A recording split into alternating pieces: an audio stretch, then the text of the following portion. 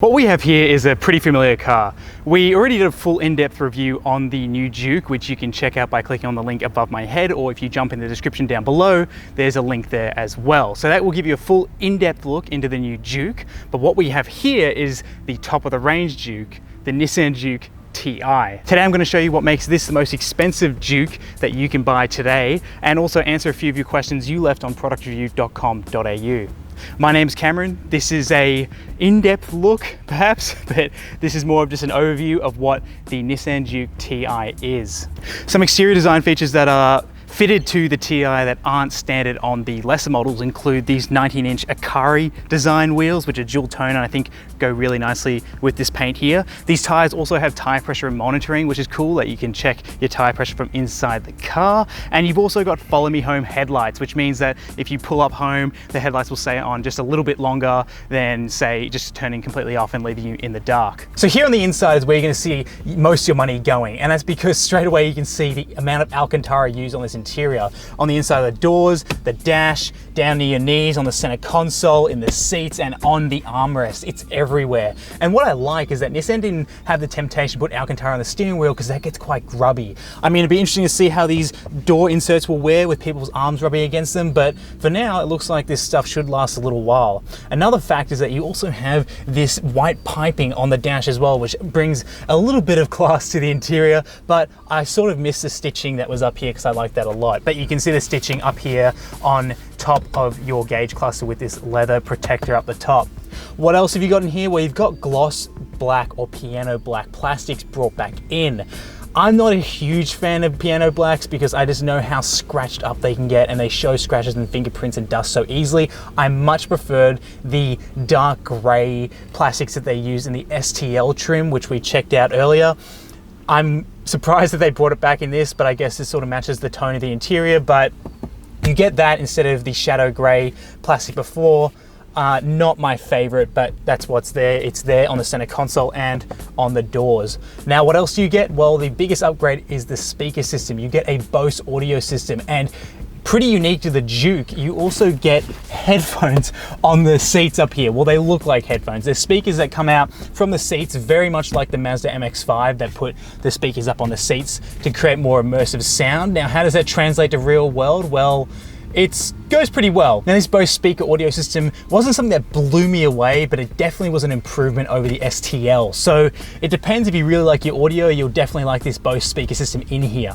Now, while we're talking about the seats, we've also got a leather trimmed seat, and yes, they're manual still, which is a little bit unfortunate. I think automatic seats would have been nice to see, but I mean, once you're set, and if you're one of the only drivers, it's absolutely fine. And you've got nice stitching and contouring through the middle of the seats on your butt and also your back. And then you also have Juke embossed on the seats. Now, before we move out, if you look down on those door sills, they're illuminated door sills, which is kind of cool, and they say Juke in them. So there's a lot of Juke branding in here. There's one on the sill, the carpets, the seat, it's everywhere. So you're not going to miss the fact that you are driving a Nissan Juke. Now, here in the back seats, you can see it's a similar story in the back as it was the front. Here's our gloss black being put on the back of these headrests here. I'm not sure how confident I'd be that kids wouldn't scratch the hell out of this, but we'll see how that goes for the long term. You've also got the nice Alcantara inserts here on the rear seats with the same improved leather and obviously stitching and contouring on the butt and back as well back here. And then you've also got Alcantara on the door. It's really nice in here, and it really lifts this interior, the fact that you have this blend of leather and Alcantara. I really genuinely like it. The only downside is just that piano black. I'm just so worried about it getting scratched to bits, especially since it's on the center console as well, where people's feet and knees and maybe zippers and other things might be there to scratch it. And other than that, it's a standard interior in the back. So this Juke Ti will cost you $39,490 drive away. That's a $3,000 premium over the model below it, which we tested a couple videos ago. So let me know what you think. Is it worth the upgrade?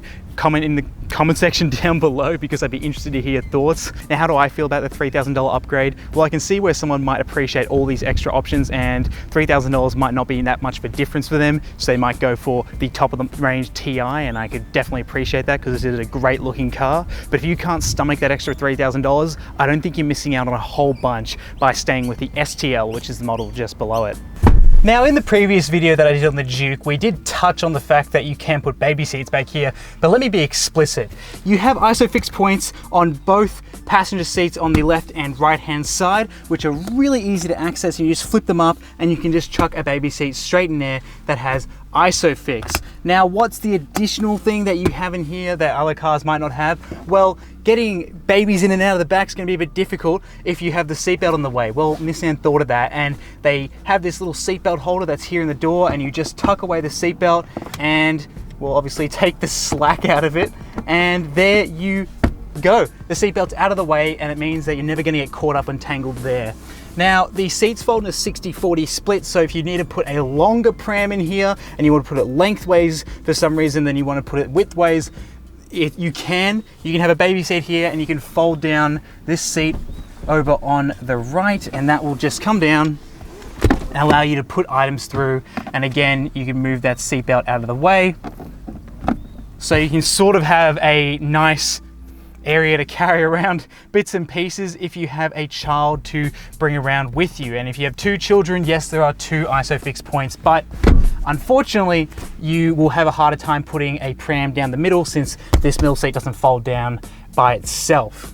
Now, here's our pram simulator. This is the tripod that we use for filming, but it's of similar length to those strollers that fold lengthways rather than those tumble prams that get a bit more compact. So here we have the Juke's boot, and the thing that makes it a bit difficult is if you're juggling a few things, it's not power operated. You do have to find a spare hand to pop the back, but luckily after that it's pretty easy just to lift up and let the hinges do the rest of the work. Now, how's this going to fit? Well, it requires you to seek both corners of the Juke and take advantage of little cutouts that are quite consciously put there, what I assume is for prams just like this. Now, if you have more than 2 kids with you or bigger items in the back, it's going to be pretty difficult to put multiple prams in here or any bigger prams than this one may be, like a lengthway ones. I'd probably recommend a tumble pram, which I assume you'd probably have if you have more than 1 kid. So definitely better for tumble prams, but yes, you can fit a pram in the back. And then all you have to do is just grab one of these grab handles and you're in. Now, to answer your questions you asked on ProductReview.com.au about the Juke. First of all, does this have enough power for day-to-day use? Well, yes, it does. It's got 84 kilowatts, and that doesn't seem like a lot, and it isn't. There's no way about it. 84 kilowatts is not a lot of power. It's adequate at best, and it will do the job. However, Nissan have created possibly one of the lightest CUVs on the market. This weighs in at just over 1,200 kilograms, which means 84 kilowatts goes a lot further than you may think. And so how does that translate for day-to-day use? Well, it's very good. This dual clutch transmission, yes, does have its flaws, but paired up with this motor, it goes quite well. So for day-to-day use, you've absolutely got enough power. When we're driving around the suburbs, getting up to speed and maintaining speeds, no problem at all. It's actually quite easy, even with 84 kilowatts. And then driving and navigating as well, the dimensions in this car are quite easy because it's a smaller SUV. It's nice and nimble, and you know where all 4 wheels are in this car. And thanks to those cameras, all those blind spots are covered too. Now, to answer your second question, is the Nissan Juke safe? Well, it's scored a 5-star ANCAP safety rating with ANCAP, and that's mainly due to its airbag fit out, its body construction, which means it's nice and rigid during a crash, and more importantly, the safety features. So you have parking sensors on the rear, a rear-facing camera, you have cameras under the mirrors, you have cameras and sensors at the front, and you also have sensors up behind the rear vision mirror. So overall, this is a very safe car.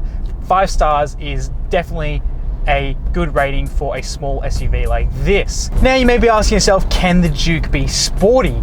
Well, yes, it can. With 84 kilowatts, so goes the adage of driving a slow car fast being more fun than driving a fast car slow.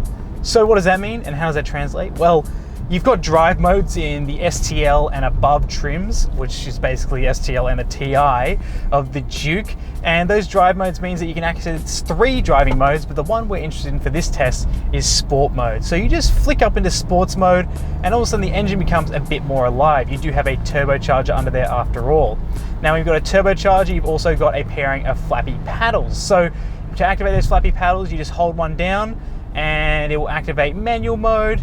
And when you activate manual mode, you'll be able to quickly downshift, and that's when this dual clutch really comes into its own, because it becomes really easy to slam through gears and makes it actually a non-issue when you want to find the ideal gear to be in, because the Juke will find it for you with this dual clutch transmission. So getting up the speed's not a problem. It's when you want to go for those overtakes on the 100 zones that gets a bit iffy. On my last Juke that I had a test where I was way out in the country and I was driving it for a nice drive, went for an overtake, something I don't want to simulate on video because it's just something that is, quite frankly, too dangerous to do while talking on video. And I just found the power to be a little bit lackluster there at the very top end. We're talking about 110 k's an hour overtaking on a single lane highway. That is when I would recommend you take a step back, use the radar cruise control and wait for an overtaking lane, which, yes, again, can prove a bit difficult if the car you're trying to overtake starts to speed up and then you're trying to speed up again. That's where the Juke's power becomes a bit of an issue, but that's a rare instance. Unless you're road tripping all the time on single lane highways and you find yourself needing to speed along there and overtake plenty of people, the Juke's probably not for you in that instance. But in every other instance around town, on highways, on motorways, etc., the Juke does a more than good enough job of bringing you up to speed, maintaining speed, and also just being enough power for a bit of fun too. I'm really a fan of the 2nd generation Juke, especially in this TI trim. In this trim, I'm reminded a lot of the 1st generation Range Rover Evoque, which was a mode of transport, but it also doubled as like a fashion accessory, which is what this Juke feels like. It feels like it's something that you could show off on the outside and the inside. So if you're shopping for a 2nd generation Juke and you want something a bit more upmarket, I think you'd really enjoy the TI, and I would definitely recommend going to check one out. Now make sure you are subscribed so you don't miss out on any of our reviews. We're having one almost every week, so you'll want to make sure that you're watching those to see what the latest cars are and obviously their latest features and how they drive. My name's Cameron, thank you so much for watching, and we'll see you in the next one.